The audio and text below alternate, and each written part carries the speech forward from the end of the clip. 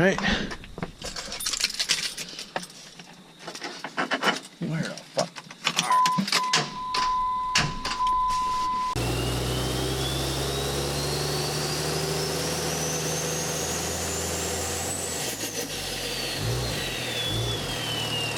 Hey guys, welcome back to the channel. I'm Tom. If you're not a subscriber, please subscribe. Please like the video. Comment if you have any questions. I really do try and get back to everybody at some point. It's not necessarily immediate, but it happens. So today, what are we doing? We're going to work on the white truck. That white truck. So, what is this truck? It is a gas 1500. Well, all the 1500s are gas back in this era. It's a 2005 quad cab, long bed, four-wheel drive. Yes, I know it does not look like a four-wheel drive, but it is. Pickup truck with a V8. Now, this truck is work truck special. Vinyl floors, roll-up windows, manual locks. This truck has 256,000 miles on it. And yeah, it's just a work truck. Nothing special. Nothing is done to it other than the wheels and tires are actually off of the blue truck, which is named Veronica. And we're going to have to talk about her at some point. That's not going to be today, but that is like my neglected child.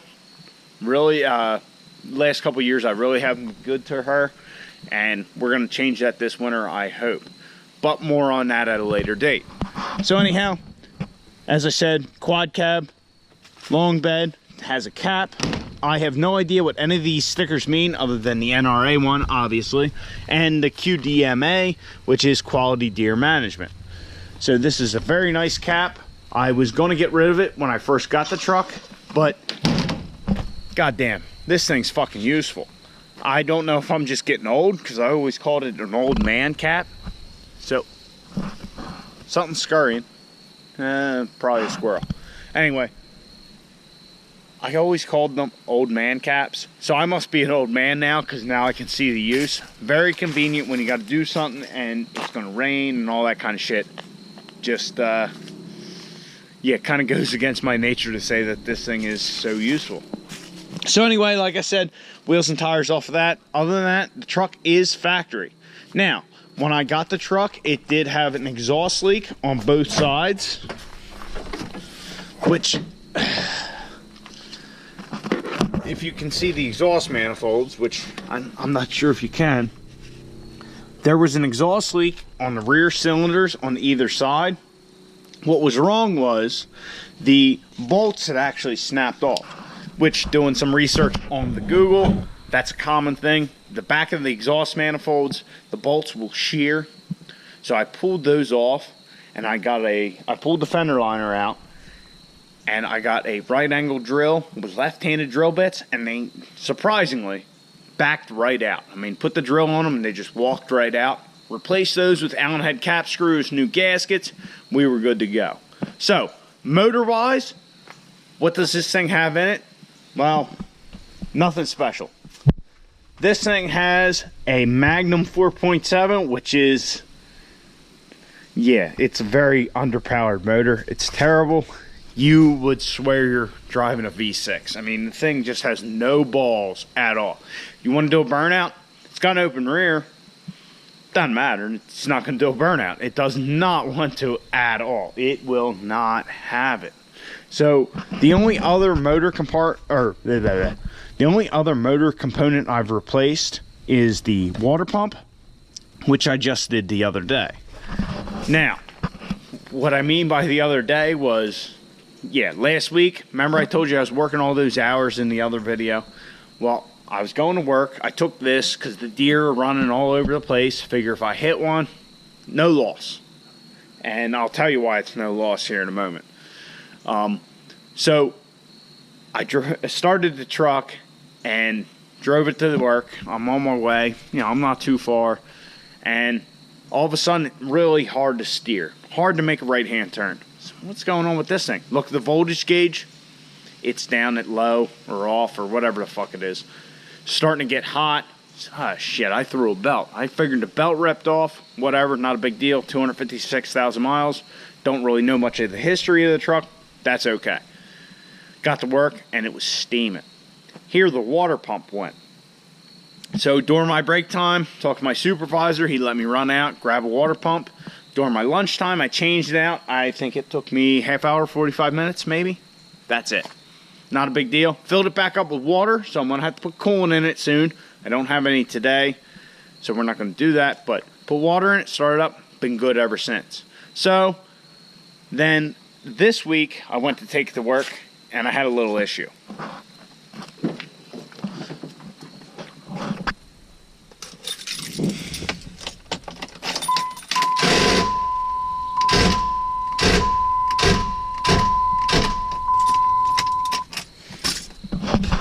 As you can hear, the truck won't start. So what happened was I did that a couple times and it started. I knew the starter was going, took it to work anyway. Did that for a couple days, just kind of saying fuck it. Well, yeah, finally it didn't work out too good in my favor. So I was trying to leave work at like 8 o'clock at night, and it was doing that, and I couldn't get it to start. Got under it, started beating on the starter, had a buddy trying to start it. Finally, we got the truck started, got it here, and I ordered a starter, which is in this box over here. So that's kind of our main goal today, is to change that starter out, which I will disconnect the battery. That is one of the things that you do that you should disconnect the battery for.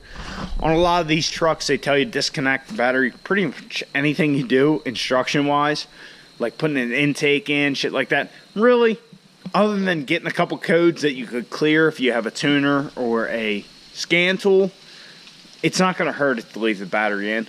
But doing a starter, you definitely want to unhook the battery, because there's a lot of shit you can hit with your ratchet. So why don't I care about this truck? Honestly, because I got it for about nothing. So my buddy called me up. He had a 3rd gen Cummins, a lot of motor work, had a lot of transmission work. Actually, that's where the transmission that normally resides in that truck came from. So he called me up. His truck was all dented up, hood, doors, you know, all kinds of stuff. As you can see, this truck is remarkably straight for what it is. I mean, everything is just perfect. So he got this truck just for the doors and the hood. He's going to put those on his gray truck, and I was going to get his old doors in return, and then I got the truck. Well, I had the truck. I was driving around for a little while. I get a call from him. He tells me, guess what? I don't need those doors and hood. I sold that truck and bought a brand new one. Now, that's the same truck, if you follow my Instagram, @TurboTom, that was going to tow our race truck up to Englishtown. Didn't end up happening because I burnt that torque converter up, but oh well. So basically, I got this truck for tax and title. For something that starts up and just drives, that is amazing. And like I said, I put a water pump in it recently. I put spark plugs in it, kind of just because. Wheels and tires are actually off the blue truck, which I will be changing because these tires really do suck. They're just like cheap eBay tires that I got for, you know, I don't drive that thing hardly, so I just got them. But I threw them on here for inspection and left them on.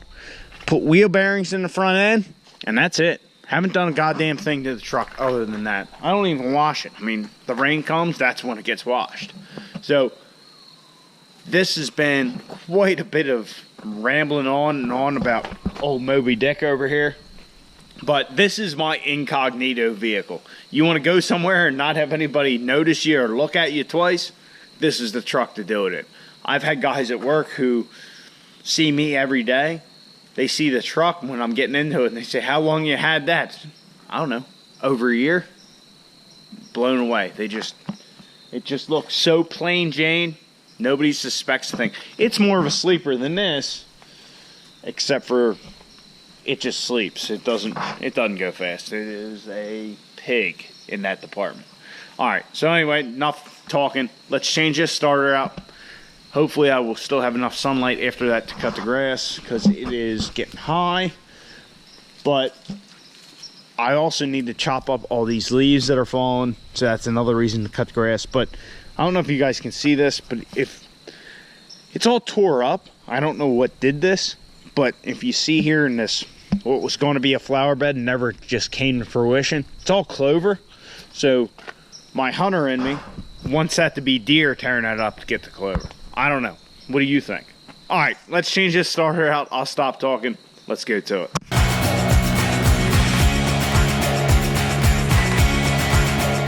Current status is I'm working on a second bolt. I actually have the ratchet stuck between the frame rail, the drive shaft. Oh, what a pain in the balls. Oh, and yes, that is Biggie in the background.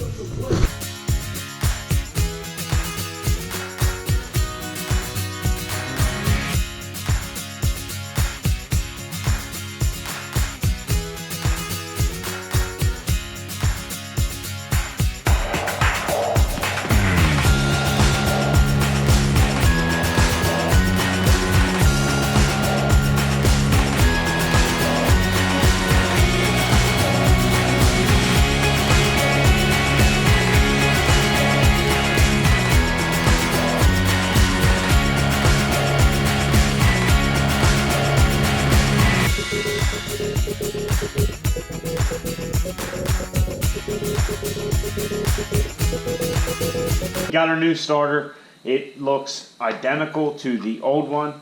As you can see, the mounting flange is the same. Mounting flange is the same. We have the same electrical connections, which is basically one to your battery, and then this is like a control wire. It'll tell the starter and the solenoid when they operate. So that's all good. The bolts coming out of this thing were a pain in the balls. Once you got them broke free, they came right out. But to get them broke free, wow. I got the ratchet stuck at one point. Oh, what a pain in the balls. But as you can see from all the marks, I was beating on it quite a bit to get it started the other night. But that doesn't matter now. We'll throw the new one in and start old Moby Dick up. Something's bouncing around the woods. I don't know what it is. Anyway, that was a complete pain in the balls. 2 bolts, 3 if you count the one with the wire on it. That was a big problem. I didn't really watch where the wire was coming from. I didn't think it was a big deal, but it was. Once you got the starter up in there, there's no room. I'd rather be pulling injectors or something like that on that truck to do this starter again.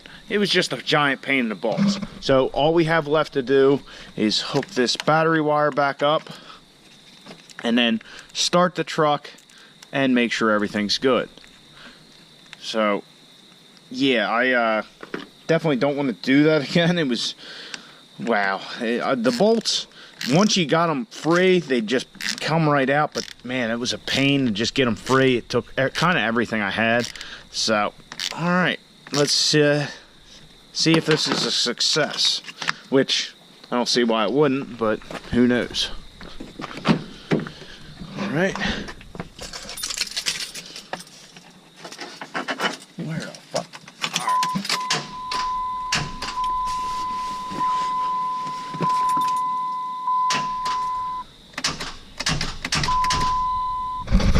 Huh.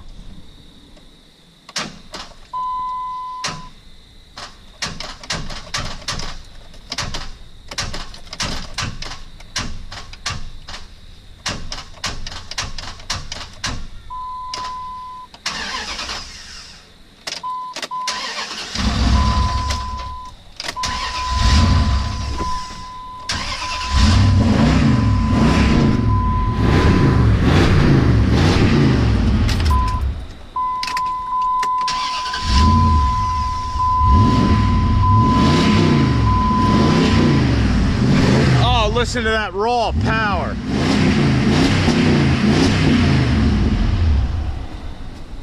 And shut off.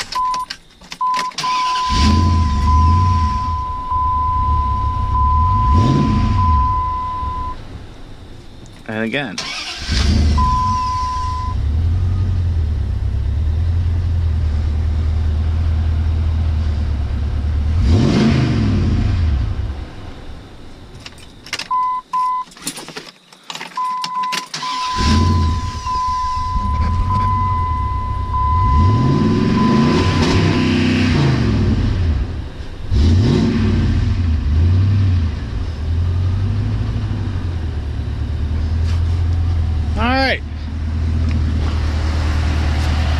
Well, the beast is alive. So first time I tried to start it, it was kind of doing the same thing it was doing prior to putting the starter in, and then it started. So I don't know what that's all about. I guess I'll just have to try and start it here and there and see what's going on. I'm kind of at a loss why it did that the first couple times, just that yeah, I'm not sure, but once it got started, it was fine. So maybe I'll try and shut it off, turn it back on a couple times, see what happens.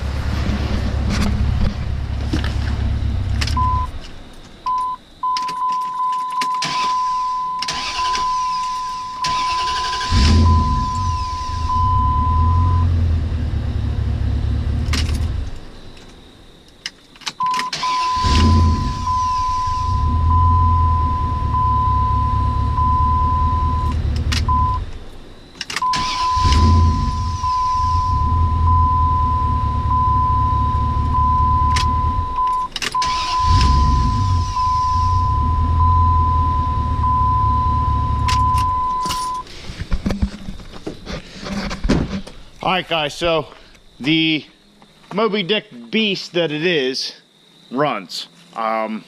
Still not sure what's going on. What I'll do is I'll just drive the gray truck to work this week, and in the morning before I leave and when I get home from work, I'll try and start it here and there, see what's going on. Maybe it's just a fluke thing, I don't know, but now it starts fine and all that. Like I said, that start is a pain in the balls to get to. Just, you got the cat right there, you got just a bunch of shit, and it's just not easy to get to. That wire has to be oriented a certain way, otherwise it's hitting a block, it's rubbing on this, or you can't get the starter in. It's something I should have paid attention to more when I pulled it out, but I didn't think it was that big a deal. Turns out I was wrong.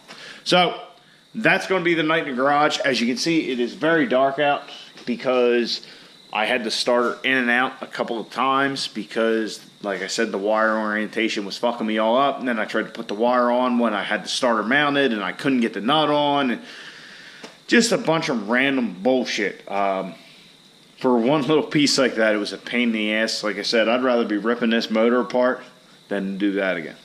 So I hope you guys enjoyed. Hope you learned something. Like I said, that starter's a pain in the ass. I don't know how much of that video you will actually be able to see because I was laying under it. You know, it's kind of hard to get a camera in there, all that bullshit. So, I'll talk to you guys later. If you like the video and you're not subscribed, please subscribe to the channel. Give it a thumbs up, and I will see you later. You need to get out in your garage and get to working on your truck.